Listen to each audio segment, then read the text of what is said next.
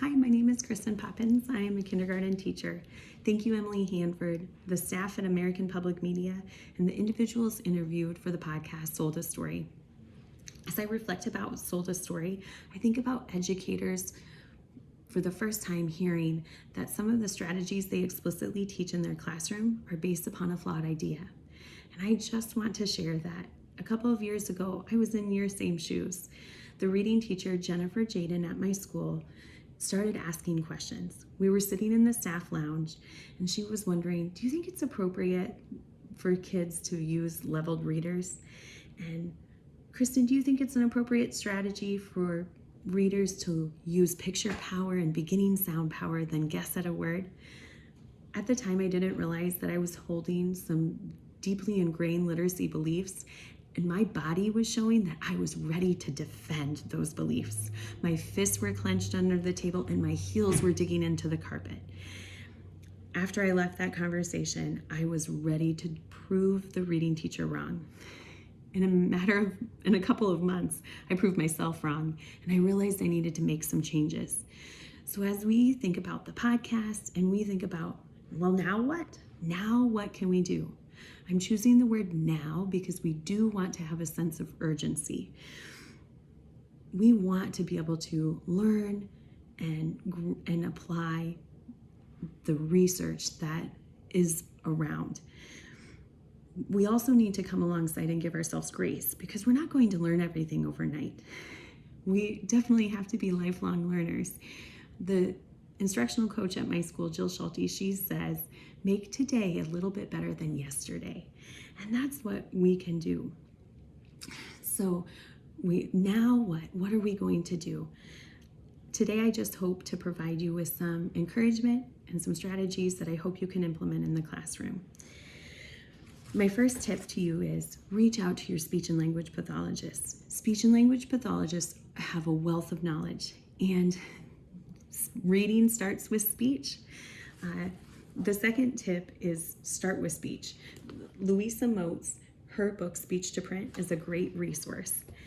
And when you are teaching students to a sound, for example, when you're teaching them start with the sound first. Don't even show them a letter, just start with the sound and draw their attention to what their mouth is doing, their teeth are doing, and what their tongue is doing, the placement of those three things.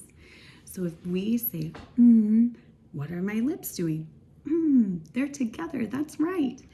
And then you can have students practice that. Then introduce the letter. Michelle Elia, she is the Ohio literacy lead. She says we need to create a bridge from the abstract sound, the phoneme, to the letter.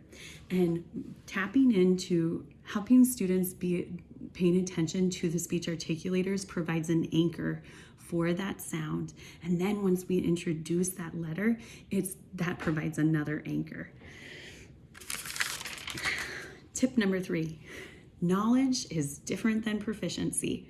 Think of proficiency as mastery. Thanks to David Kilpatrick's book, Equipped for Reading Success, my kindergarten team and we learned strategies that we can implement in our classroom from that book.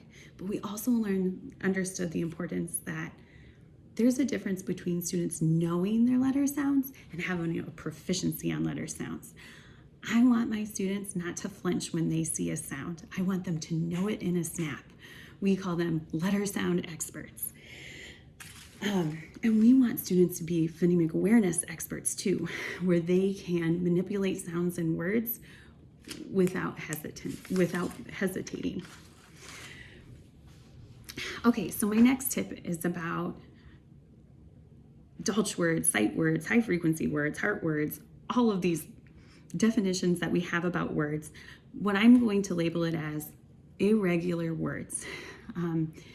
What do we do with all these irregular words? I see lots of lists that come home for students to practice irregular words, and I just would love to just say, just wait a little bit before teaching irregular words. You might wonder, why are you waiting? Well, we want students to, like a literacy specialist, she says, you know what, Kristen, we want students to know the rules before they break the rules. So it's important that they become letter sound experts, and then we can introduce the irregular words. But when we do, we are very intentional about starting with sound first. So drawing students' attention to what sounds are in the word, connecting it to sounds they already know, and then introducing the irregular grapheme. Okay, the next tip is, oh, my notes got moved. The next tip is, connected blending. This is one of my favorite activities. Instead of saying the sounds in isolation, p, you can sing the sounds. And this is a connected blending activity. I believe I found it on the Florida Center for Reading Research. And all you do is sing the sounds, up, mup. And that helps kids hold on to the sounds as they read the word. Another strategy from Dr. Elsa Cardenas-Hagen, she says that you can build language skills while building literacy skills. So you can create a chart like this as you're blending through words. Fat, fat. Can you think of another word that rhymes with fat? Oh, here's one of our heart words. We know that the word the has the voice sound th, and then we know by heart that E we say for. Let's read this word. Cat, cat. Which of these words does cat rhyme with? That's right, fat. Good. Oh, remember when A is next to an N, that vowel cries. Yeah. So let's read it. Ran. Ran is an action word. He ran to the playground. Do you see how you can incorporate building literacy skills while building language skills? You can focus on phonology, vocabulary, grammar, and pragmatics. Then you can use these words after doing activities like this. You can tie that into a decodable passage. I received this passage that's on this card from this book here. Okay, and then you can practice reading these words within a sentence.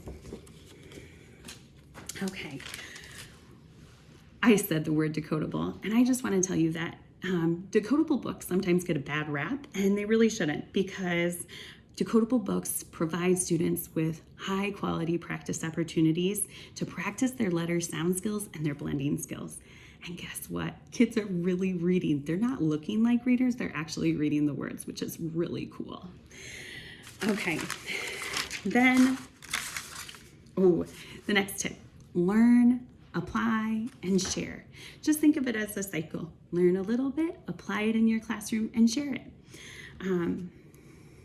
I can remember at the beginning of last year, I was doing some work with creating a sound wall in my classroom, and I just shared with my colleagues, like, hey, I want to try and implement a sound wall to help students pay attention to the speech articulators and to utilize a resource in my classroom while I introduce, during my phonics lessons. So be willing to learn a little bit, apply a little bit, and share.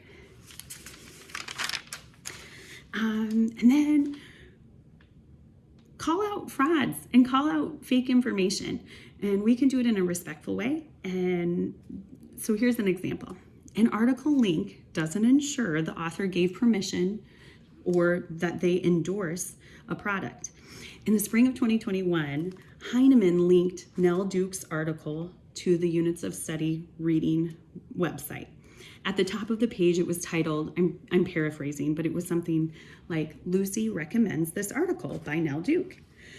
As I read the article, it contradicted Lucy Calkins, some of the lessons within Lucy Calkins' Units of Study for Reading. And I started questioning the connection between Lucy Calkins and Nell Duke. So I just emailed Nell Duke and I asked her about that link. And she replied, "Thank you for bringing that link to my attention. I'm not sure why Heinemann has that article up." And she said, ASCD, that's where the link was originally supposed to be. ASCD is working to get it removed. Later that day, I clicked on the link and guess what popped up? This note. Oops, we're sorry. The page you are looking for is no longer available. So just know, you can just be able to call out some, it's unfortunate that we have to cipher through information. Think of it back in the day when bankers didn't have those fancy markers for counterfeit money. There's like a story that says, what did bankers have to do to figure out at counterfeit money? Well, they had to study the real thing. So we want to be experts in our field, and we want to study and learn so we can be able to call out, nope, that's not going to be used in my classroom because, and be able to provide the reason why. Let's see. I know I have another paper in here somewhere. I do want to say that I know that I'm probably missing information, and this is not meant to be a comprehensive list of things. There are so many things that are important in a classroom. We know building positive relationships with students and staff is so crucial. We understand that we need to protect students' time to play, go to recess, have free choice time. That's great time to build social emotional learning skills and have social emotional learning skills an opportunity that's just natural in students' realm of play. We really didn't talk much about writing, but writing is such a huge component. And if you're interested in a resource, the late William Van Cleve, he is a phenomenal presenter, and you can just type his name in Google and listen to some of the past presentations that he gave.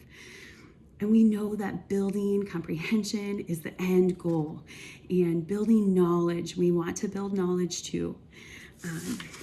I just want to share this quote by Louise Simões.